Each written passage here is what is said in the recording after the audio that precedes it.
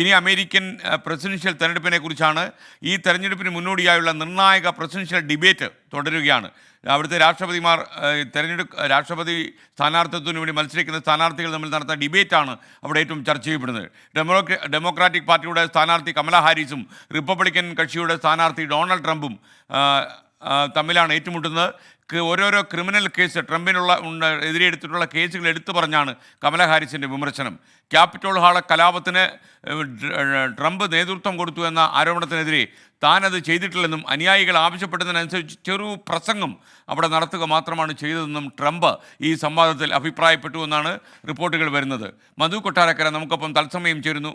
അമേരിക്കയിൽ നിന്ന് അല്ല, കൊട്ടാരക്കരയിൽ നിന്ന് ചേരുന്നു.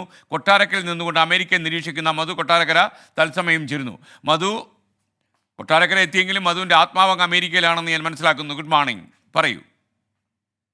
Good morning S K. തൽക്കാലത്തേക്ക് കൊട്ടാരക്കരയിലാണ്. ഞാൻ നേരത്തെ എസ് കെനോട് സൂചിപ്പിച്ചതുപോലെ ഞങ്ങൾ 1974 ജനിച്ച 100 കൂട്ടുകാർ, ചെറുപ്പം മുതൽ പിന്നീട് സ്കൂളിൽ വന്ന് കൊട്ടാരക്കര കോളേജിൽ പ്രീ ഡിഗ്രി ഒക്കെ പഠിച്ചവര് ഞങ്ങൾ 50ാം പിറന്നാൾ ഒരുമിച്ച് ഈ ഓണം ആഘോഷിക്കുന്നതോടൊപ്പം കേക്ക് മുറിച്ചും ആഘോഷിക്കുകയാണ് എസ് കെ. 50 വയസ്സായി എന്ന് നാട്ടുകാരെ അറിയിച്ചു. നന്നായി. എനിക്ക് തോന്നുന്നു ഈ നമ്മളിപ്പോൾ കൊട്ടാരക്കരയാകുമ്പം ഈ പുട്ടിയിട്ട് പെയിന്റ് അടിക്കാനൊക്കെ ഉള്ള സൗകര്യം ഉണ്ടോ, അതോ അമേരിക്കയിൽ മാത്രമേ പെയിന്റ് ഉള്ളൂ?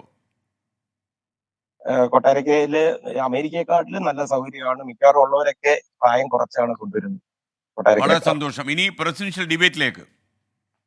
എസ് കെ, US പ്രസിഡൻഷ്യൽ ഡിബേറ്റിലെ രണ്ടാമത്തെ ഡിബേറ്റാണ്. ഒന്നാമത്തെ ഡിബേറ്റിലാണ് ജോ ബൈഡൻ വലിയ തോതിൽ പരാജയപ്പെട്ടു എന്ന് കണ്ടപ്പോൾ അവർ സ്ഥാനാർത്ഥിയെ മാറ്റി വൈസ് പ്രസിഡന്റ് കമലാ ഹാരിസിനെ രംഗത്തിറക്കിയത്. ഡൊണാൾഡ് ട്രംപും കമലാ ഹാരിസും തമ്മിലുള്ള സംവാദമാണ് ഇപ്പോൾ ഫിലഡൽഫിയയിൽ നടന്നുകൊണ്ടിരിക്കുന്നത്. ലക്ഷക്കണക്കിന് അമേരിക്കക്കാരാണ് ഇത് ടെലിവിഷനിലൂടെ നിരീക്ഷിച്ചുകൊണ്ടിരിക്കുന്നത്. ഡൊണാൾഡ് ട്രംപ് തന്റെ പതിവ് രീതിയിൽ തന്നെ ആക്രമിച്ചുകൊണ്ട് തന്നെയാണ് ഈ സംവാദത്തിന് തുടക്കമിട്ടത്. എന്നാൽ കമലാ ഹാരിസ് നമ്മൾ ശ്രദ്ധിച്ചു കഴിഞ്ഞാൽ ടെലിവിഷൻ ഓഡിയൻസിനെ ടാർഗറ്റ് ചെയ്തുകൊണ്ടുള്ള സംസാര രീതിയാണ്. കമലാ ഹാരിസും എന്നാൽ വിട്ടുകൊടുക്കുന്നുമില്ല. നല്ല രീതിയിൽ തന്നെ ഡൊണാൾഡ് ട്രംപിനെ എതിർക്കുന്നുണ്ട്, ആർഗ്യൂ ചെയ്യുന്നുണ്ട്. ലോക നേതാക്കൾ ഡൊണാൾഡ് ട്രംപിനെ പറ്റി കളിയാക്കി സംസാരിക്കുന്നു. അതുപോലെ തന്നെ ഡൊണാൾഡ് ട്രംപിന് പ്രശ്നങ്ങൾ പരിഹരിക്കുന്നതിലല്ല, പ്രശ്നങ്ങൾ ഉണ്ടാക്കുന്നതിലാണ് കൂടുതൽ താല്പര്യം. ഗർഭചിത്രത്തെ പറ്റിയൊന്നും ഡൊണാൾഡ് ട്രംപ് അല്ല സംസാരിക്കേണ്ടത്, സ്ത്രീകളാണ് സംസാരിക്കേണ്ടതെന്നാണ് കമലാ ഹാരിസ് പറയുന്നത്. അതുപോലെ ജസ്റ്റിസ് ഡിപ്പാർട്ട്മെന്റിനെ ഒരു ആയുധമായി ഉപയോഗിച്ച് രാഷ്ട്രീയ എതിരാളികളെ തീർത്തു കളയുമെന്നാണ് കമലാ ഹാരിസ് ഡൊണാൾഡ് ട്രംപിനെ പറ്റി ആരോപിക്കുന്നത്. എന്നാൽ ട്രംപ് തുടക്കമിട്ടത് തന്നെ കമലാ ഹാരിസിനെ ആക്രമിച്ചുകൊണ്ടാണ്. കമലാ ഹാരിസിന്റെ മാതാപിതാക്കൾ മാർക്സിസ്റ്റ് ആശയത്തിൽ വിശ്വസിക്കുന്നവരാണ്. കമലാ ഹാരിസിന്റെ പിതാവ് ഒരു മാർക്സിസ്റ്റ് പ്രൊഫസർ ആണെന്നൂടാണ് ട്രംപ് പറഞ്ഞ് ഈ സംവാദം തുടങ്ങിയത്.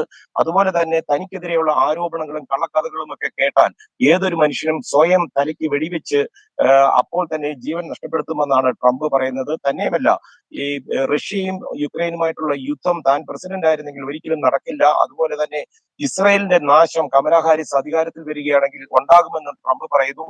നെതന്യാഹു US ക്യാപിറ്റോൾ ഹില്ലിൽ വന്നപ്പോൾ ഓടി ഒളിച്ച ആളാണ് കമലാ ഹാരിസ്. തന്നെയുമല്ല, ഈ ഇലക്ഷൻ നിൽക്കാൻ കമലാ ഹാരിസിന് യാതൊരു ധൈര്യവുമില്ല, യോഗ്യതയുമില്ല. ആദ്യത്തെ തെരഞ്ഞെടുപ്പിൽ തന്നെ പ്രൈമറി റൗണ്ടിൽ കമലാ ഹാരിസ് പാതി വഴിക്ക് ഓടി ഒളിച്ച ആളെന്നാണ് ട്രംപ് പറയുന്നത്. എസ് കെ, ഇത് ഫിലഡൽഫിയയിലാണ് ഈ സംവാദം നടക്കുന്നത്. കാഴ്ചക്കാര് ഈ സംവാദം നടക്കുന്ന സ്ഥലത്തില്ല. തന്നെയുമല്ല, ഇതിന്റെ ഒരു പ്രത്യേകത നമ്മളെ സംബന്ധിച്ച് ആദ്യമായിട്ടാണ് ഒരു ഇന്ത്യൻ വംശജ US പ്രസിഡൻഷ്യൽ ഇലക്ഷന്റെ ഗോതയിൽ നിൽക്കുന്നത്. എസ് കെ, താങ്ക് യു മധു കൊട്ടാരക്കര. നന്നായിട്ട് കൊട്ടാരക്കര സമാധാനത്തോടെ കഴിയുക എന്ന് മാത്രമല്ല, കൊട്ടാരക്കരയ്ക്ക് ഒന്ന് ചുറ്റിയടിച്ച് പറ്റുമെങ്കിൽ ഗണപതി അമ്പലത്തിൽ പോയി ഉണ്ണിയപ്പൊക്കെ വാങ്ങിച്ച് കഴിച്ച് അമേരിക്കയിലേക്ക് യാത്രയാവൂ.